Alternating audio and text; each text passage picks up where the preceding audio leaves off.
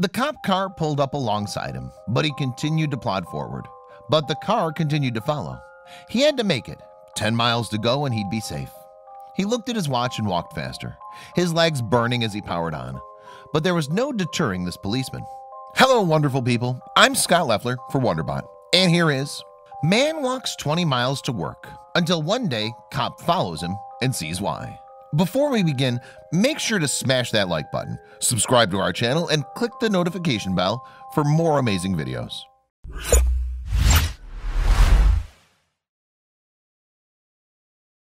Walter Carr had moved to Homewood, Alabama with his mother after tragedy struck.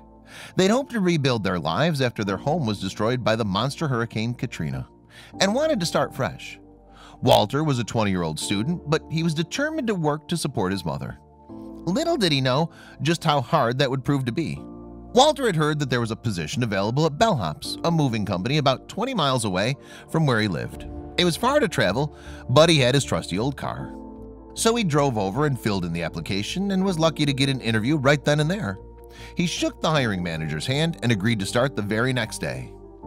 If only it were so easy. Just a few feet away from his driveway, his old car spluttered to a halt. Walter's heart started to race as he opened the hood and peered inside. Of all days, his car chose this one to finally give in and die. To his dismay, smoke poured from the engine, and he knew there would be no starting it again. Walter pulled out his phone to tell the manager of Bellhops that he wouldn't be starting after all. Then he changed his mind. Walter was young and fit, but still, 20 miles is an impossible distance. But Walter was determined. Maybe he could do it. He keyed the address into Google Maps and then he started to cry in defeat. It would take him 7 hours to get there on foot, and he had no money to get his car repaired. What could Walter do? He needed this job. His mother was unable to make the house payments, and they could find themselves homeless again within a month. Walter simply couldn't let that happen. He had to try. So he set his alarm for 12 a.m. and tried to get a good night's sleep. When 12 a.m. rolled around, Walter awoke. He pulled on his most comfortable sneakers, threw on his jacket, and set off into the night. It would take 7 hours to get there, but he was determined to reach the Bellhops client on time. As if walking the back-breaking 20 miles wasn't enough, life decided to throw Walter another curveball.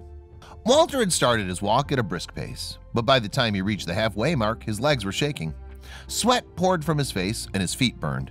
He'd walked over 10 miles and the exertion was taking its toll. The thought of losing his job on the first day kept him going, as he focused on moving one foot after the other, again and again. Then he saw a flash of blue. He'd been too focused on keeping his legs moving to notice, but a car had been following for the last 10 minutes. It was 4:20 a.m. and he still had miles and miles to go. Then the car flashed its lights and blared its short warning siren, and he knew they were there for him. Walter turned his head to see the cop roll up beside him. "Where you rushing off to, buddy?" the cop asked, pointedly. He had had a rough and late night on patrol duty, and the last thing he wanted was more trouble. Walter, gasping for breath, tried to answer him without breaking his stride. He was all too aware that the clock was ticking. The cop had seen enough and ordered Walter into the car. He didn't care to find out what this young man was doing in the street at that late hour. As far as he was concerned, he was up to no good. But when Walter mustered enough breath to tell him the reason for his late-night walkabout, his eyes widened in disbelief. Officer Sean Gray had seen many things in his life, but this boy's determination astounded him beyond relief. They drove the next 6 miles in silence until Walter saw the house appear in the distance. Relief crashed over him like a wave. He'd made it before time had run out. He thanked Officer Gray and shakily got out of the car. But there was still more surprises for Walter on that fateful day. The policeman escorted Walter to the door and told the homeowner, Jenny Hayden Lamy, how he had traveled 14 miles on foot to help her with her move. She was flabbergasted by his dedication. When the rest of the Bellhops crew arrived, Walter tirelessly got to work loading boxes into the moving van. He was exhausted, but he kept going. Then Jenny wrote the post on Facebook that exploded overnight. Jenny's Facebook post read, "Yesterday was a long day, but a good day. Chris and I woke up around 5:45 a.m. to get everything staged and ready for the movers. Around 6:30 a.m. the doorbell rang. It was a police officer. He proceeded to tell us that he had picked up this nice kid in Pelham early this morning. The nice kid, Walter, said that he was supposed to help us with our move today. It was his first day on the job with his moving company, Bellhops, and he was training today. The officer proceeded to tell us that the previous evening Walter's car broke down and he didn't know how he was going to get to work. So he left Homewood at midnight and started walking to Pelham on 280. He walked all night to get from Homewood to Pelham because he needed to get to work. Jenny was so awed by Walter's determination to get to his job that she started a GoFundMe account to raise the money he needed to repair his car. The target was set at $2,000, but when netizens read Jenny's heartfelt post, the original amount was exceeded by a whopping $32,000. But soon after that, Walter's action got the attention of Bellhop CEO Luke Marklin.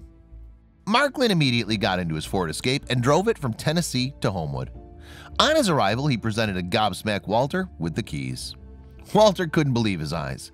The CEO of Bellhops had just given him his own family car. It was all too overwhelming, and Walter started to cry. He'd never experienced such kindness before, as the whole community rallied behind him and cheered him on. Walter's exemplary behavior has inspired thousands of people, and Jenny's original Facebook post has since garnered an astounding 2,000 shares and comments. One commenter wrote, "I'm definitely really touched by his journey as well. It's impressive how we can give excuses to not do something, but there are people like Walter who don't like excuses and just do." And another, "Life is made of challenges. Walter passed the test. Gracious and humble man." I can't imagine how many times on that lonely walk down 280 in the middle of the night did he want to turn back. How many times did he wonder if this was the best idea? How many times did he want to find a place to sit or lie down and wait till morning when he could maybe get somebody to pick him up and bring him back home? But he walked until he got here. Jenny wrote in awe. Walter's dedication to his job has become a symbol of the hardworking American, and the determination has even inspired a hashtag movement titled #BeLikeWalter on social media. But Walter remains humble and shrugs all the praise off, saying, "I just walked." He aspires to become a Marine one day, and he's definitely proved to the world that he can achieve anything he sets his mind to.